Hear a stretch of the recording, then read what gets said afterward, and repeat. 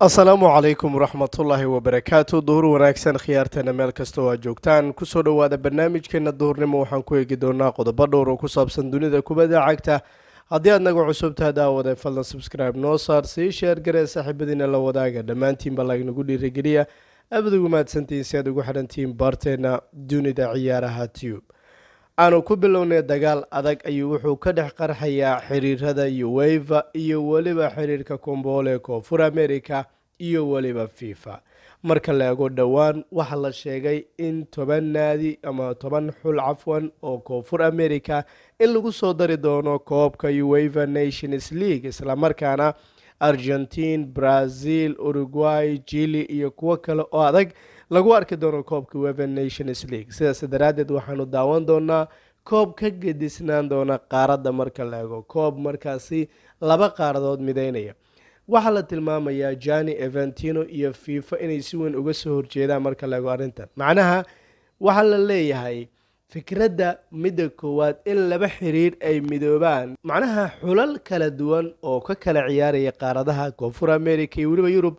in markaa la isku daro waxay ku tusinaysaa in shaqo cusub markaas ay qabanayaan uefa iyo weliba xitaa kombool xiriirka koonfur america sababtoo ah labaduba hadafkoodu wuxuu yahay sidii ay mar walba si wanaagsan ugu soo muuqan lahaayeen macnaha in la maalgeliyo islamarkaana la suuqgeeyo tartanka uefa nations league markaad messi iyo neymar aad ku arkaysid iyo weliba koonfur america brazil aad ku daawanaysid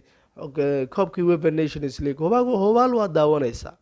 marka argentina iyo weliba germany ay wada ciyaarayaan marka brazil iyo talyaaniga ay wada ciyaarayaan dhadhan gaara bay noqon doontaa sidaas daraaddeed arrinta isweydiinta mudan maxay tahay sababta fifa ay markaasi uga soo horjeedo arrintan laba jiho baa la tilmaamaya midda koowaad waxaad ogtihiin fifa iyadu markaas inay mas-uul ka tahay tartamada waaweyn iyo weliba kubadda cagta o dhan ba ay soo hoos timaado laakiin xiriir ahaan marka la eego laba xiriir oo kala duwan in markaasi wax isku darsadaan waa wax fiican laakiin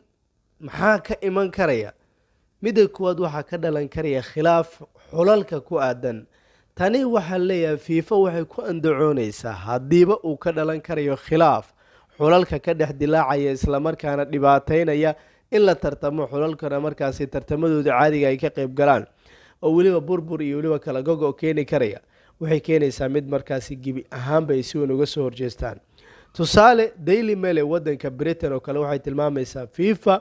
in qaab kubadeedka noocan oo kale ay si weyn uga soo horjeedaan macnaha waxay leeyihiin kubaddu caalamka ayaa kala qaybsanaan doonta laba qayb bay noqon doontaa kuwa ku midoobaya koobkii uefa nations league kuwana waxay ku midoobi doonaan tartan kale islamarkaana ay asaasan doonaan marka koobka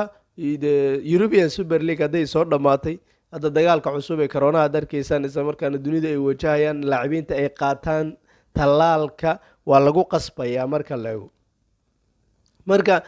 daily mail waxay tilmaamaysaa in xaaladda hadda muuqata ay tahay mid ay ku kala qaybsami karaan xulalka mid ay markaa mushkilad wajihi karayaan mid markaasi aan sahlanayn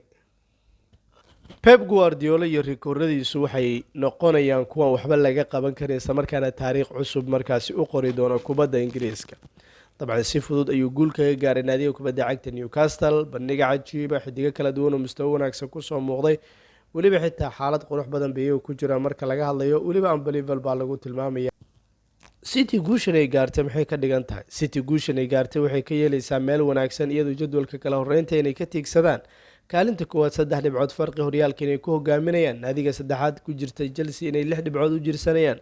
waxaasoo dhan kulamadii la ciyaaray iyo weliba xitaa waxyaabihii laga qoray waxay ahaayeen mid positive u ahaa islamarkaana faa'iido waa kooxda kubadda cagta Manchester City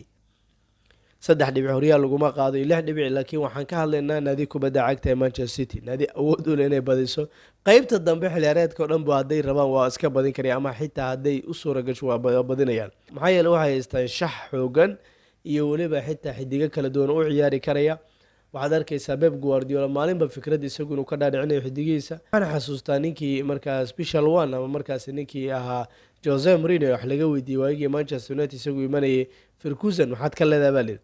warniyo Ferguson wuxuu yiri meel aan waxba laga qaban karin buu geystay buu yiri wixiisa macnaha de sanado waaweyn 12 Premier League adii inaad ku guuleystaa ama 13 Premier League wax adag marka la eego waxay adag tahay 13 Premier League nin haystaa ani lama tartami karayo buu leeyahay. macnaha wuxuu ku tusinaysaa shaqada adag uu qabtay Pep Guardiola. waxa uu qabtay waxay ka yeelayaan macallimiinta cusub challenge cusub iyo weliba xitaa in wadadooda ay ka dhigaan sidii ay u guuleysan lahayn isla markaana ay rikoorka u gaari lahayn. maxaa yeelay taariikh weyn ayuu isagu dhigayaa. Pep Guardiolaheedu waxaan ka hadlaynaa waxa uu qabanayo in wax weyn ay yihiin isla markaana macallimiinta cusub ay ku dhiiran doonaan sidii rikoorka ay u jibin lahaayeen, inkastoo howl fudud aysan ahayn. 34 kulan baa sanad gudihii la adkaanaya. waxaa sidoo kale la gaaraya 106 dhibcood, sidoo kale 106 markaa gool ayaa la dhalinayaa sanad gudihii. waxaasoo dhan waxay yihiin waxyaaba markaasi maslaxada kooxda kubadda cagta Manchester City shacaajiba weliba xitaa sanad kale horyaalka ay doonayaan inay ku guuleystaan, inkastoo Chelsea ay dhibaatoonayso isla markaana saameynta corona ay ka muuqato. sidoo kale xidigahooda aad u leeyihiin, laakiin haddana Premier League waxay doonayeen in loo baajiyo kulankaasi. waxay ku tusinaysaa naadiga inay dhibaatoonayso isla markaana xidigo dhowr aysan isku haysan mashaakil biljumlana uu hareereynayo sida kelmadu macna u leedahay. imaa naadiga kubadda cagta ee Real Madrid xalay toolo way kuftay. habeen la siiyey fursad Eden Hazard, ninka naadiga kubadda cagta ee Malaki waxay ka sugaysay wadada guulaha, laakiin waa dareemi karaysaa xidig waqti dheer garoomada ka maqnaa, xidig dhibaatoonaya, xidigaan saalneyn, xidig mashaakil biljumla la kulmay. taasi waa mid aan soconaynin, laakiin si kasta yaataba naadiga Madrid barbarihii xalay toolo ay gashay waxay ahayd mid markaa maslaxadeeda aan ahayn, sababtoo ah Xavi waxay si rasmi u shaacisay inay dagaalami doonto isla markaana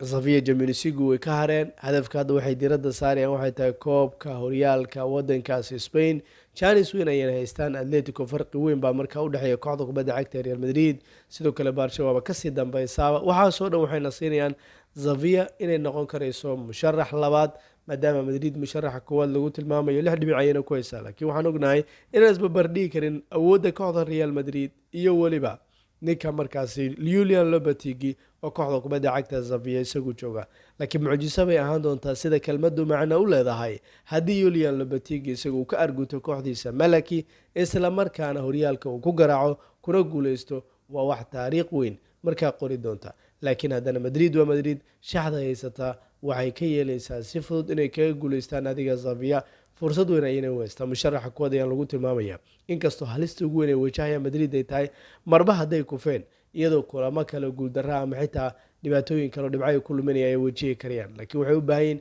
waxaasoo dhanba in degdeg ay kaga soo laabtaan isla markaana wadada guulaha ay kusoo noqdaan. naadiga kubadda cagta Barcelona wiilkeeda Busquets waa uu isagu ciyaaray 3 kulan ee ugu dambeeyay. waxaa lagu leeyahay hal kubad ayuu isagu joojiyey, waxaana uu lumiyey 24 muwaajaho, asalka 39 muwaajaho oo isagu wajahay xidigaha Bayern Munich, Osasuna iyo weliba Elche. macnaha 3 kulan isagu ciyaaray hal kubad buu joojiyey, 39 muwaajaho isagu galan 24 buu ku guul daraystay. macnaha nisbo ka badan xitaa 50% ayaa leeyahay. macnaha ayuu isagu luminaya 60 meelaha ayaa la sii markaasi dhig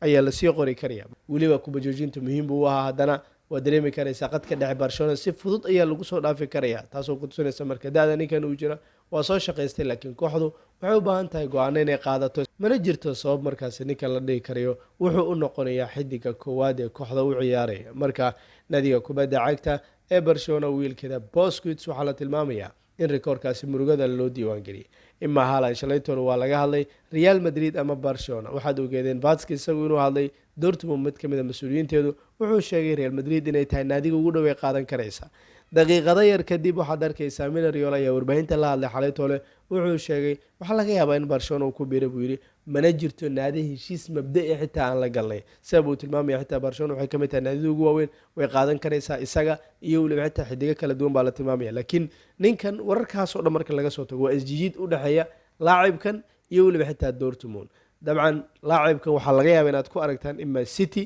ima Chelsea, ima koox kale, sababtoo ah naadiga kubadda cagta ay markaa Barcelona iyo weliba naadidaasi iyo weliba Real Madrid way u simeeyeen. laakiin waxyaabaha ka horeeya suuqa waxyaaba iska furan oo iska caadiya. Madrid Mbappe bay u dhowdahay, Dortmundna waxaa la tilmaamayaa in ay adkaan doonto in lacag la siiyo Dortmund. lacagaha ay doonayso inay siiso kooxda kubadda cagta ee Madrid, maxaa yeelay Madrid waxay u gacan qaadaysaa ninkii Mbappe, kaasay doonaya iyagu inay qaataan. Mbappe weli waxaa la tilmaamayaa xaalkiisu inuu noqon doono mid aan sahlayn, aad buuna markaasi isu dhiibaya ninka Leonardo ah, isla markaana nadiga kubadda cagta Malaka ay kusii dhowaanaya. marka waa wax adag labada heshiis inay isku qaataan. sidoo kale waana beeniyey ninkii Minariola. waan arki doonaayo nadiga kubadda cagta Barcelona iyo weliba xitaa naadiyada Chelsea City hadday u tartami karayaan wiilkan isla markaan ay qaadan karayaan. naadiyada ingiriiska maanta dhaqaalahaan lama gaaro, laa Real Madrid walaa Barcelona ma gaaraan. xidig haddii dhaqaalahaan ay timaado hubaal waxaa ingiriiska uu isagu aadayaa. adigu maxay kula tahay?